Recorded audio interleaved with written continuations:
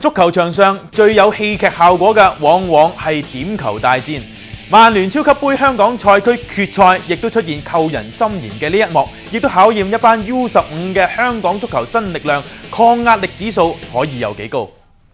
曼聯超級杯呢項 U15 嘅最高榮譽決賽由黃黑兵團標準流浪鬥傑志，兩隊喺分組賽曾經交過手，當時雙方踢成0-0。嚟到冠軍戰，法定時間40分鐘，結果都係一樣，雙方要以互射12碼分高下。標準流浪頭3輪都射入，包括隊長鄭兆軍。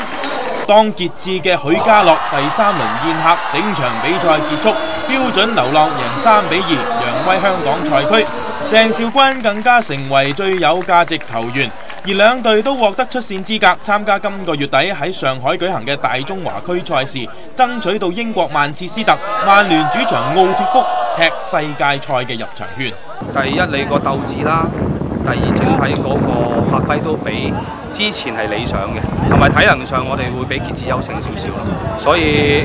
有啲部署上嘅嘢，我哋係做得到咗。有幾個係特別可以培訓，第日希望接到我哋甲組上去，好似10號謝兆坤啦，8號嘅黃松琪啦，我哋個守門員1號阿文偉森啦，另外5號阿劉俊豪都係唔錯。即係因為本身踢得流浪嘅小朋友咧，一定要經過一啲要有啲體能上嘅苦練咯。所以我都同佢啲小朋友講，攞 Sir 成日同你哋練體能，其實你而家得到嘅回報咯。